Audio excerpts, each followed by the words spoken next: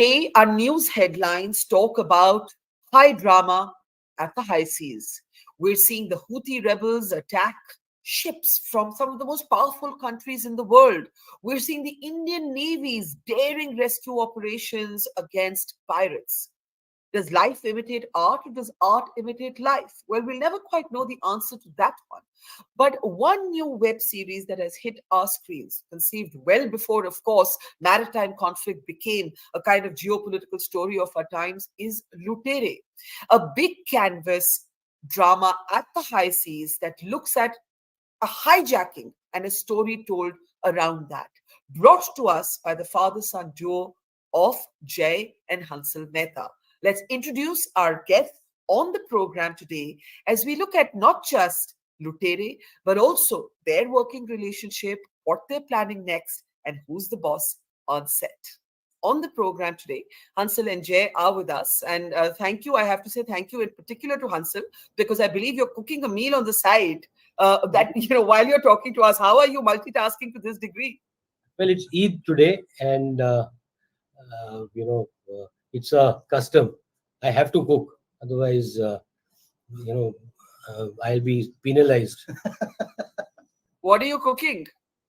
I'm cooking yakni and this yakni pulao and sheer kurma. Sounds fabulous, and I hope the next time we'll meet in person and have some khana made by you while we're talking. Okay, let's talk about Lootere.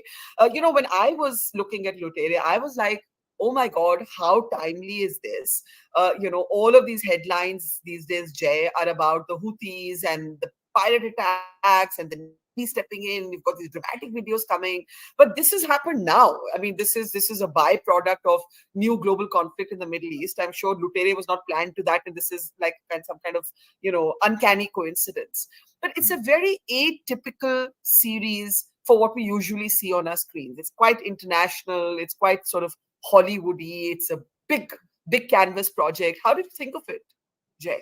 So it's not something either of us thought of. It's a show that came to us. It was written and created by Shailesh Singh, Anshuman, and Supan Verma and Vishal Kapoor, who wrote it.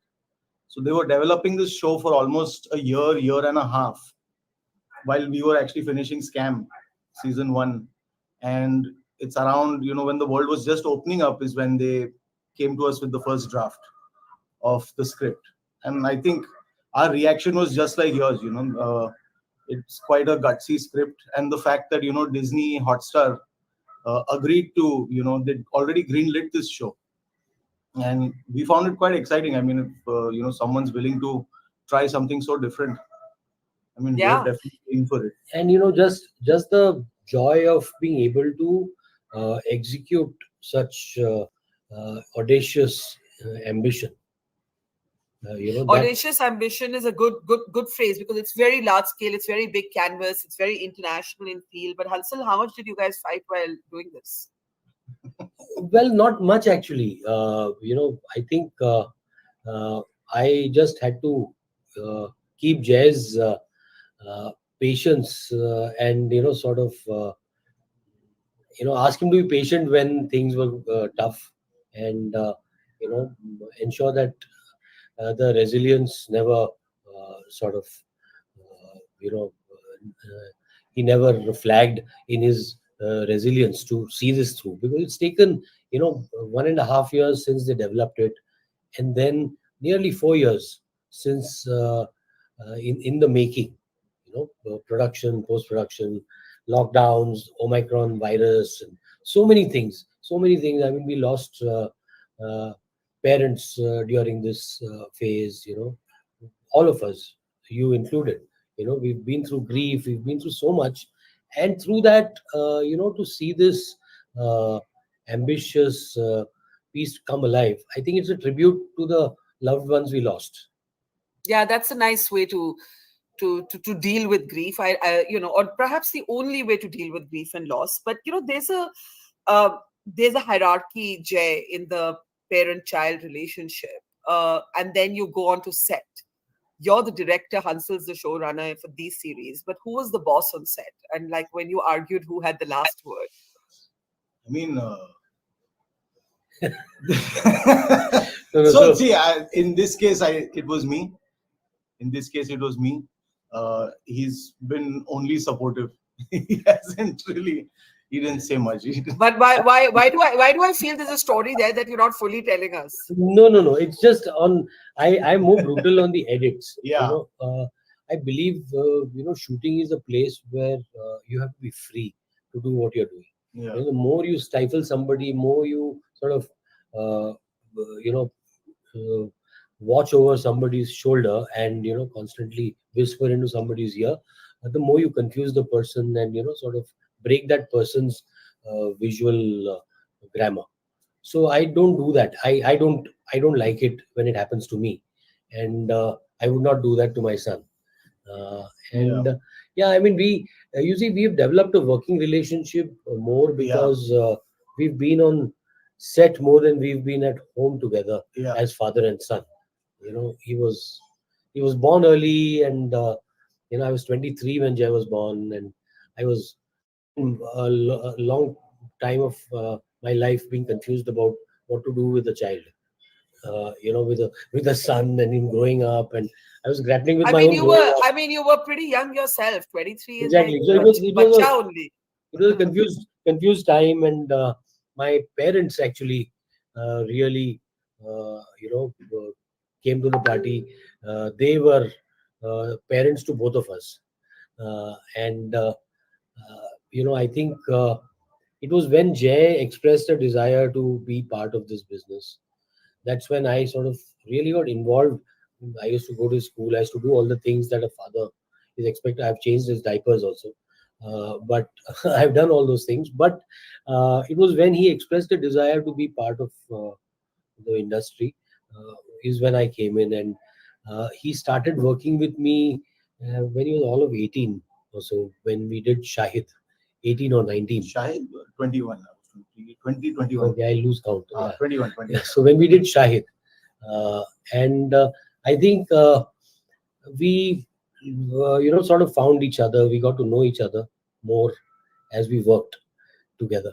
That the relationship has grown. So he has yet, I think he's called me dad a total of two times in his entire 30 odd years. What do you call him otherwise, Jay? I call him Hansal sir. What people call me on set. That is really, I was saying in the beginning, is it life imitating art or art imitating life? But you guys have taken it to some other level. But Jay, do you think of him as Hansal sir or you think of him as Yeah. Papa? I mean, I've spent the most time with him on a set. It's where we actually got to know each other the best. Uh, we spent like days and nights together, and like hours and hours in post-production rooms. Delivering films at crazy hours and everything. So that is not something you can experience at home. And it's we initial films that he joined, we had very little budget, Yeah, so we had no we budget. so we used to share hotel rooms, and so it was literally, I mean, we sort of found each other there. And I think this it's a, new wave nepotism. I was just, ये क्या मतलब है इसका? Like Jay, like do you think of मतलब yourself as a nepo kid? ये क्या है new wave? This is like third wave Nepotism. feminism. I mean new I wave mean, there are nepotism. there are certain advantages, but I was standing in the same line as everyone else. I just had a slightly better view. Uh, when I'm at filmy parties, I'm an outsider in filmy parties, and to outsiders, I'm too filmy. You know, Yeah, yeah. so Na idhar ke, na udhar ke. But Hansal, you are the man who made Shahid. You are Scam. You People would typically not associate Lootere with Hansal Mehta. Is it very much Jay's project more than it's yours? Absolutely, absolutely. I mean, I can say that with pride. It's when I read the script and I saw the scope of it, I told Shailesh, who has produced the show also, and has been part of the development team. So I told Shailesh that this is something right up Jay's alley. Jay likes things larger than life. He likes he's grown up on staple of Hollywood thrillers. My DVDs were usually scratched by Jay. He has seen, he has always wanted something like this, and I felt this was the correct platform, and I was there to support that. I mean, I also, my initial days, all I wanted to do was make thrillers. So in that sense, Jay has fulfilled that one ambition, uh, partly. I mean, I still have to make that thriller myself, but yeah, he's partly fulfilled that ambition of seeing.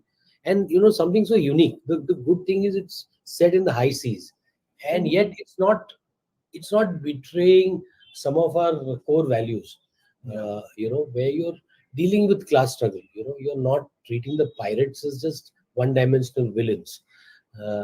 These are people who have come from a certain class of society, who have been through deprivation, poverty, and have sort of found themselves entwined in a life of crime. You have Yeah, middle class, on the ship, running the ship. The captain, his team, people from different castes and communities, all together in a time of crisis. Each sort of yeah, trying to, using his own defense mechanisms built over the years, by his or her upbringing on the yeah. ship. Then you have a man like Vikrant, played by Vivek Gomba, the privileged class, sort of landing up there thinking everything will go in his favor, but it doesn't. So nothing really works for any of them. Ultimately, it's for me, it's a sign of our times that none of us actually win. That's sort of interesting, and and to have Mogadishu as a sort of setting or a partial setting, Jay, did Yeah. that feel risky? Did that feel risky for an Indian audience that can barely plot, any part of countries outside of the West on a map? I mean, I don't really know. I've grown up watching films. I have never seen language or landscape as a way of being feeling alienated in films. I think a story is a story, irrespective of where it's set. We've all grown up watching Hollywood movies and all, and I've never felt alienated watching them. Language has just been a means, has just been a way to go. Yeah, In the but meanwhile, somebody delivered cigarettes for you. this is a chill dad. Do you ever have rules for, or did you ever have rules for Jay? No, Never, No, like I've never. always, when I was, no. when I, until I was smoking, I used to steal his cigarettes. But there must have been some point when you felt, Jay, ye mat karna, or you're expected to be home at this hour, or The only rule I had was that, don't. "Jay, get up on time for the shoot. Wake And up did on he? time." And did he? Yeah, he would. I I mean, would. we would fight a lot. That Yeah. was one thing we fought Yeah. always about, because I'm a bit, I'm a time Nazi, so I cannot be late at a shoot. I have to reach there an hour earlier, and Jay always wonders what I do at the shoot so early. You know, But at home also you call him Hansal sir. he calls No, me at nothing. home, I usually just start talking. You don't address him. You don't address him only. Yeah. Yeah, It's I like, I was. think I remember the last time I called him on the phone and said, "Dad," and his first reaction was, "What happened? Is everything okay? You need money or what?" But tell me, I was listening to this conversation that you guys were doing amongst yourselves for Indian Express, I think. And Yeah. Hansel, you were telling the story about Jay being traumatized. He was working with Anurag Kashyap, and somebody died, I think, in the Yeah. team. Yeah. What happened? I couldn't follow that story very clearly because you, It was an yeah, unfortunate accident on set. I mean, Yeah. it's happened a long while ago. It was an unfortunate accident, and it just so happened that Jay was witness to it, as were so many other Yeah. people on the set. It happened right in front of them, and Jay was barely 18 then, 18. Yeah. and he was quite shaken up, and that was a time when he sort of reached out to me, saying that I want to come back. I cannot handle this. You know that person used to share a room with Jay. Yeah. He was my So roommate. and he was senior. He was the first AD on the set. He was like Jay's mentor of sorts on set. And so Jay could not really handle uh, that entire the emotion, the emotional upheaval of seeing somebody die in front of you, in an accident on set. So, which is when Anurag sort of stepped in. He called me. He said, Jay is very badly broken. He's crying and, he's almost inconsolable. But he said, sir, don't let him come back to Bombay. Don't call him back. Because I was ready to just get him back home. I mean, that's the least I could do as a father. And he said, don't call him back. We'll manage here. This is a defining moment in his life. This will decide whether he will become a man or remain a boy. And I mean, these were like, very, uh, these are words from somebody who otherwise has remained a boy all his life. Yeah.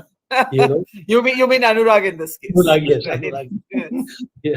So, but yeah, I mean that moment is something that I have never uh, forgotten. I think whatever happened to Jay after that, was all the resilience and all that comes from that. You have that one defining moment in your life, and I think that for me as a father, I think it was a defining moment in Jay's life. It sort of gave him uh, the ability to deal with.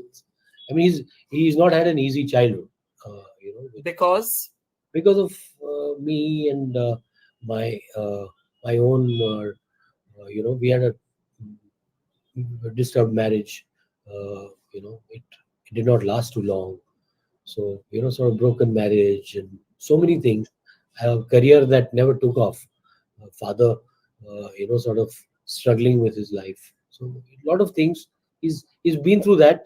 Of course, my parents, played a big hand in giving all of us stability through those times. And I think that's why we are still good to each other. yeah, uh, Jay, are you like your father? In many ways, yeah. I think my patience, my wait, what happened? No, What no, happened? we're here. Nothing Okay. happened. The screen just went off. No, no, I can see you. So I feel I get my patience, my persistence, my perseverance, my understanding of people and stories. A lot of that comes from him. His sense of uh, empathy.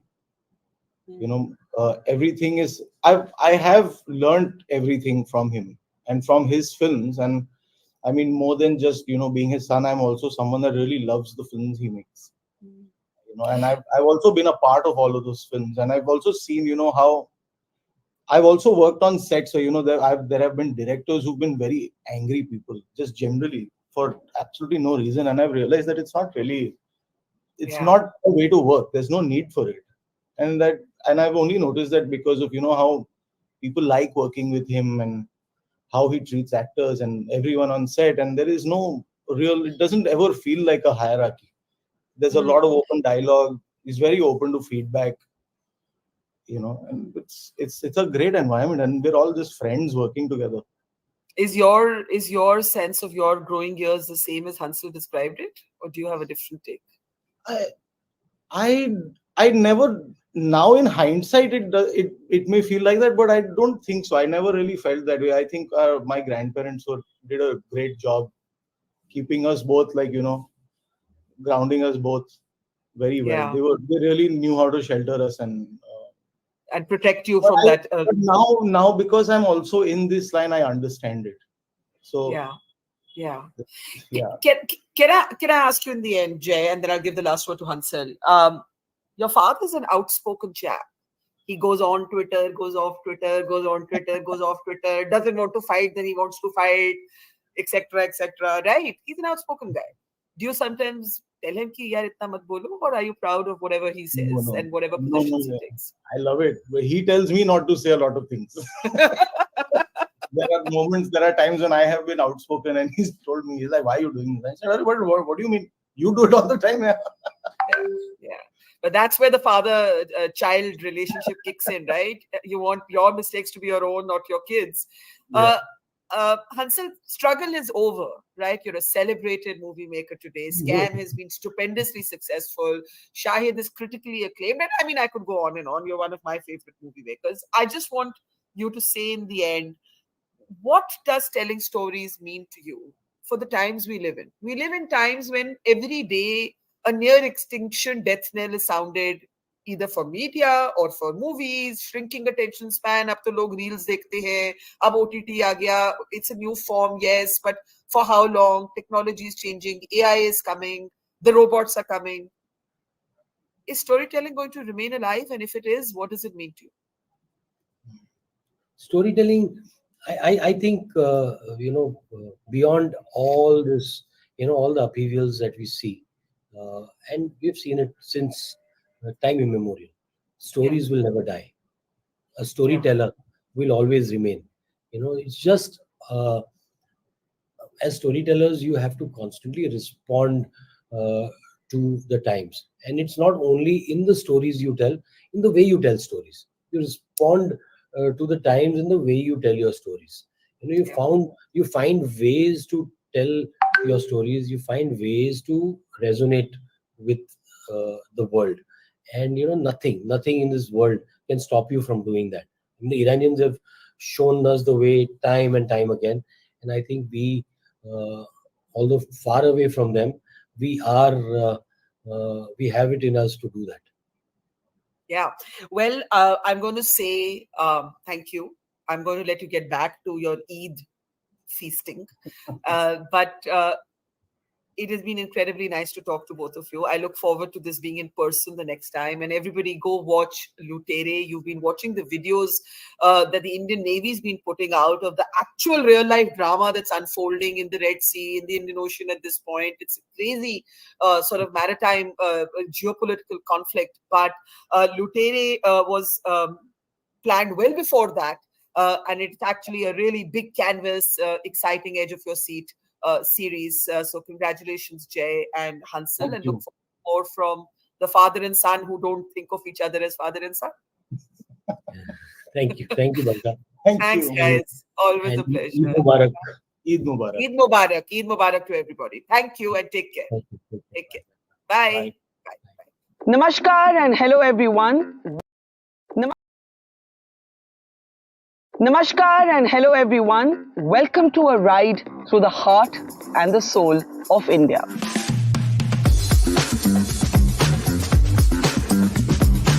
क्योंकि जब election season आता है तो कौन जीता, कौन हारा, कौन आगे, कौन पीछे, ये बातचीत तो होती ही रहती है. But it's also a time for travel and meeting people and getting to know your own country better. So, welcome to the dhabas of democracy, where every bite tells a story, where every conversation will spice up your day. Experience the masala, the flavor, the swad of this election with us as we take a unique road trip from the south to the north of India, traveling thousands of kilometers to bring you the flavor of this election.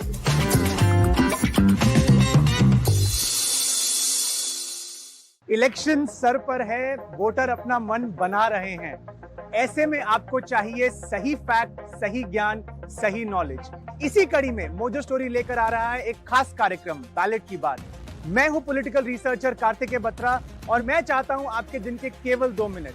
Candidates, parties, alliances, issues, इन सब पर होगी बात. और होगा रोज आपका एक छोटा सा political test. Special prizes for those who are the best. तो बैलेट की बात, कट द नॉइज, सिर्फ सच और फैक्ट की वर्ड.